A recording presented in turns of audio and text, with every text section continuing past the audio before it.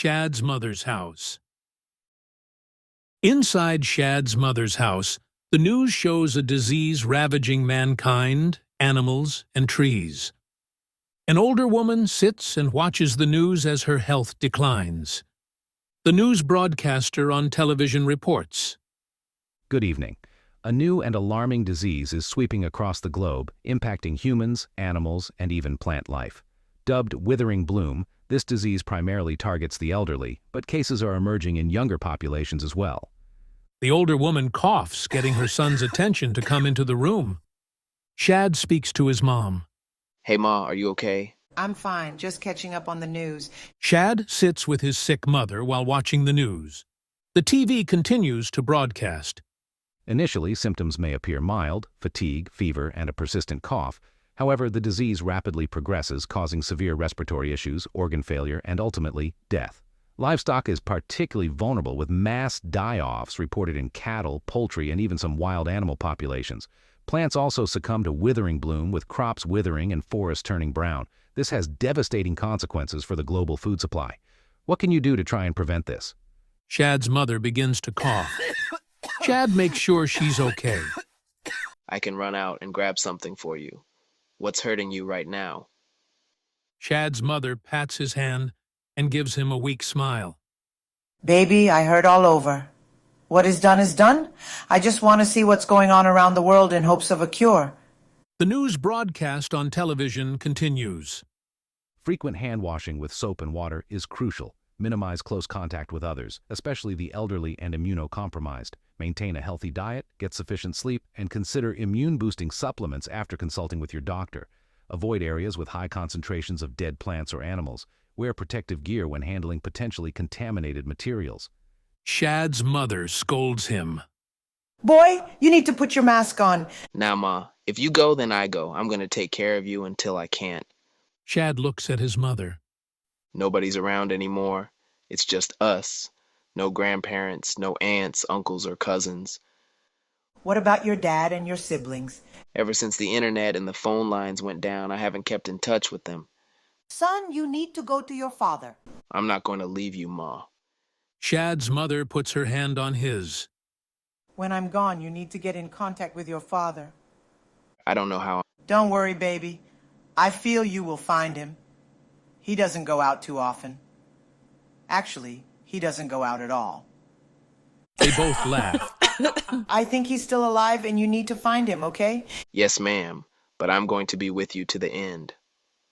Time passes, and Shad is at his mother's gravesite, holding flowers in mourning. Shad, with a backpack on his back, walks the road alone, passing by vacant vehicles, wandering souls, and occasional dead bodies. This is the first time Shad has found himself alone. Shad found a working vehicle and drove to the Bronx, New York. Shad arrives at his father's apartment to meet up with his father. Shad's father opens the door and looks at his son with confusion. Son? Yeah, it's me, Pop. They embrace each other. His father was a little sick, but they were able to spend a lot of time together. Having to learn how to survive in this climate meant they had to learn how to survive. They both went out and began to do things together that made Shad feel like a kid again. They would fish without a license because there were no longer any laws. They would hunt, and sometimes the animal they were hunting curiously came right up to them, changing their minds to hunt something else. Shad learned a lot being with his father. His father, having military experience, showed him how to survive and make the food taste good as well. Shad's father's health began to decline. They enjoyed their last moments together before Shad was finally left all alone again. Shad dug a grave for his father and said a prayer. He wipes a tear from his eyes and continues to survive. Shad came across sick and dead animals. He also had to learn how to defend himself from animal threats. Plants and trees begin to die off. Shad would learn to live and survive alone in vacant houses and tents. Shad went into depression and cried to sleep at night. The next day, Shad is walking the highway toward a larger city, passing by vacant vehicles. He came across a taxi driver traveling from Brooklyn. The taxi driver pulls up beside Shad and whistles. Hey, yo, where you headed? Shad looks back confused. I don't know. Just surviving. Yeah, well, you want a lift? You're not some weirdo, are you? Come on, do I look like a weirdo? Jake chuckles. The way you're looking, I should be asking if you're some type of weirdo yourself. Shad smirks. When was the last time you bathed? You look like you're layered with funk. Jake unlocks his doors, and Shad gets in. I bathed in the park I found yesterday. I'm not funky, but I probably smell like outside. Yeah, whatever that means. The name's Jake. I'm Shad. Nice to meet you, Shad. So, where are you heading? Jake looks forward and smiles at the road ahead. I'm on my way to see the great US of A, which I never got a chance to see before, because of the rat race. I got it. Do you have any family left? Jake tries to hide his sorrow.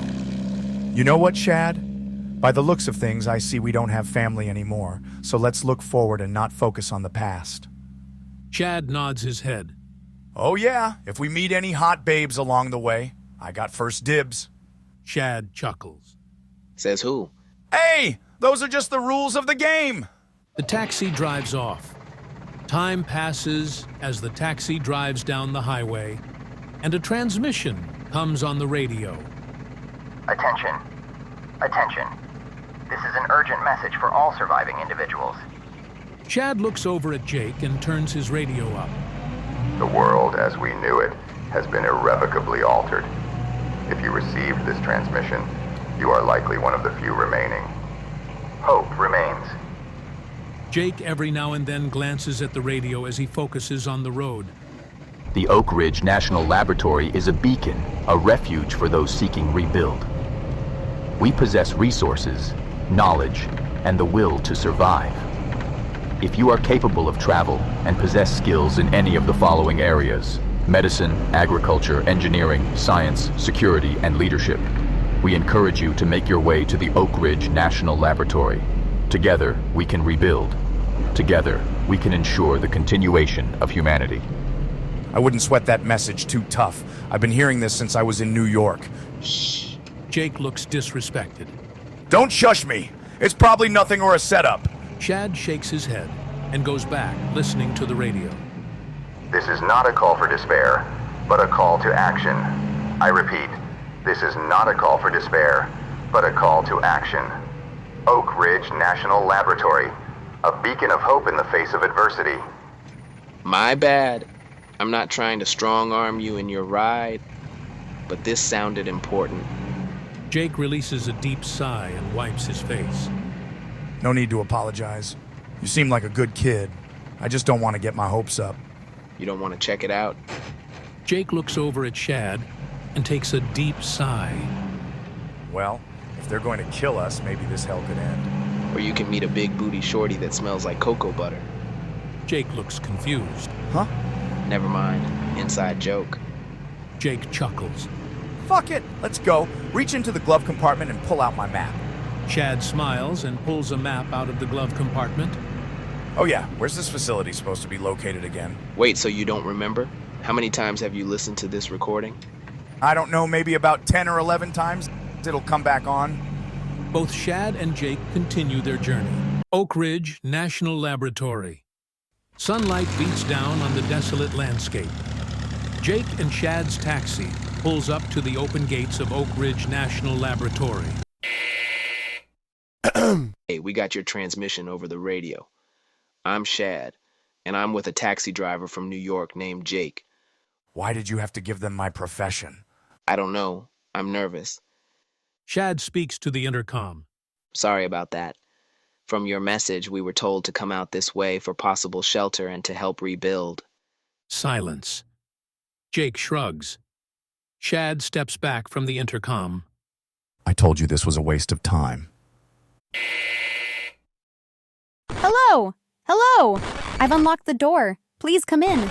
My lab is straight down the hallway. Come to the intersection, make a right, then the first left. My lab is the first door after the left. Shad and Jake exchange worried glances before entering. Did you get those directions? No. Inside Oak Ridge National Laboratory, Shad and Jake enter the lab. Sarah, early 30s, blonde, glasses, works on a strange mechanical bell. She turns, startled. Oh, hello? What took you so long? I was almost preparing myself for an ambush. Jake scratches his head, embarrassed. We forgot your directions. Why didn't you ask before you came in? I figured everyone was dead except me. And the only people to help me were a bunch of imbeciles. You don't have to be so cold, lady, though I would like to add a cold, gorgeous lady. Anyways, no one has shown up since you released your message. Not one person. Sarah looks at them and shakes her head in disappointment. Jake steps forward, trying to be cool. Hey, I'm Jake. The cabbie? Yeah, but I drive on the side. Jake has gained confidence. I actually owned a jewelry store before the world went to hell. I was wondering, would you like to go out and explore the world together? Of course, once this is over. I'm Sarah, and no. Jake looks deflated. Nice to meet you, Sarah, but who are you exactly? I'm the woman who will save what's left of the world and win the planet back. Anyways, gentlemen, you've cost me my lunch break, and I have to get back to it. The restrooms are down the hall on the way out. Ouch! Sarah turns back to her device. Wait, what do you mean you're going to save the world? Sarah sighed, ignoring Shad, and walked to her lab table. Are you really going to sit here in front like we can't do anything to help? Sarah stops, sighs, and faces them. You're right. I've been going through a lot of strain. Most of the scientists died off or left to spend their last moments with their families. She leans against the table. I've had no time to mourn my family and friends. I've just been working here day and night. So how can we help? Yeah, how can we help? Sarah folds her arms, smirks. My team, before they abandoned the mission, was working on a device to undo the disaster in the Americas. Jake and Shad exchange confused looks. Maybe, just maybe, we created a device strong enough to save the planet. I wish I had time to explain, but I must get back to work. Sarah points to the door. If you're hungry, there's a vending machine in the hallway. I used a crowbar to open it. Jake smiles at Shad. I'll get snacks. I'm starving. Jake playfully nudges Shad. Yo, watch yourself around my girl. Shad gives a thumbs up. Sarah watches him as he puts on a lab coat and looks in the mirror. So, do you know why any of this is happening? I have a hunch, but I hypothesize it has something to do with the Earth's protective shield. Protective shield? Sarah turns to Shad. See, we should finish up and get this mission done. Then we can sit on a beach while I'm wearing a string bikini. Sarah smirks flirtatiously. I may take off my top and let you put sunscreen on my back while I explain everything that my team thought was going on. Sarah changes her tone to a more bossy tone. Until then, you need to listen to what I say. I'll explain the instructions once I've completed my assignment when your hungry and thirsty friend comes back. Jake returns with bags of snacks. Man, look at what I got. Oh, cool. You found a lab coat too? Jake looks at both Sarah and Shad. What? What did I miss? Sarah has some instructions for us to possibly save this planet. Cool. Cheese doodle? Hours pass at Oak Ridge National Laboratory. Sarah looks exhausted. It's done. It's finished. Bada boom bada bang. Help me put this device on top of your taxi. We need to take this to the center of the United States. Jake and Shad are confused. We must go to Lebanon, Kansas to drop off this device. You don't have a name for that device? I'll let you name it. Since it's shaped like a bell. How about the Liberty Bell? Shad raises an eyebrow. But they already have. Let's just get through this, please, gentlemen. Hey, this is a big thing. We have to celebrate the small victories, you know? All right, put your hands in, and on 3, we say Liberty Bell. Shad shrugs, nodding. At the Oak Ridge National Laboratory garage, they use a forklift to get the Liberty Bell on the taxi's roof. They pack supplies. Do you think there will be a problem getting this Liberty Bell off the roof of your taxi? Jake tries to look cool. Don't worry, we'll figure it out. Inside of Jake's taxi. All right, gentlemen. Wake me up once we arrive. I'm down 48 hours of sleep. We got you, Sarah. So, Jake, I'll take over when you get to Charles County, Missouri. Sounds like a plan. You two get your rest. I'll hold it down until then. Welcome to Lebanon, Kansas. The taxi with the Liberty Bell sits in an open field. Jake and Shad get out. Sarah surveys the land. This is the spot. Get the device and... Liberty Bell! I named it the Liberty Bells! Just get the damn bell to this spot, please. Shad and Jake struggle to get the bell off the roof. They set it down. Sarah takes other parts from the trunk and attaches them to the bell. She turns it on. The sky darkens, clouds swirling like ocean waves. Yo, that ain't normal. Yeah, the sky looks very different. Sarah snaps out of it, turning to her machine. I must put the code in before it's too late. Too late for what? As Sarah enters codes, she's snatched off the ground, floating past the clouds. What are you doing? Let's get the fuck out of here! What about Sarah? Fuck that bitch, man. Let's go. Jake runs to his taxi. No, we've got to prevent whatever that's about to happen. Yo, I'm out! The taxi shakes, lifting off the ground. Jake looks shocked. Shad frantically presses codes into the device. What do I do? What do I do? Sarah's heard screaming from beyond the clouds. Put in the code. It's hard to make out what Sarah is yelling from the skies. Shad panics, pressing more random numbers. He feels a gravitational pull, yanking himself to the ground next to the Liberty Bell. On the ground, unable to move, all Shad can do is stare at the bell-shaped machine. A loud tuba sound surrounds the sky with a deep, bellowing sound. Shad looks up at the dark clouds with fear. The dark clouds departed, and a large circular spaceship burst through the clouds. Shad's eyes are as big as saucers. He can barely breathe or comprehend what he is seeing. Clouds depart, revealing Sarah and the taxi floating toward the large spaceship. A large grappling hook violently swings down and rips an acre of land from the earth. As the ground lifts next to the paralyzed Shad, lava begins to spew out of the opening where the land once stood. Lava begins to pour out of the large hole covering Shad as he screams out in pain. Outer space. The Earth sits in a dark void, and distant stars are revealed. The Earth explodes violently. Land masses of broken Earth fly through the emptiness of space. As Earth debris scatters into a void, we pan back away from the once whole planet. Now, the same destroyed planet is on television, playing inside Shad's grandmother's house. Shad holds the remote to the television. Shad's cousin Caesar begins to speak. Hey, do you want to watch it again? Shad ponders the question. Yeah.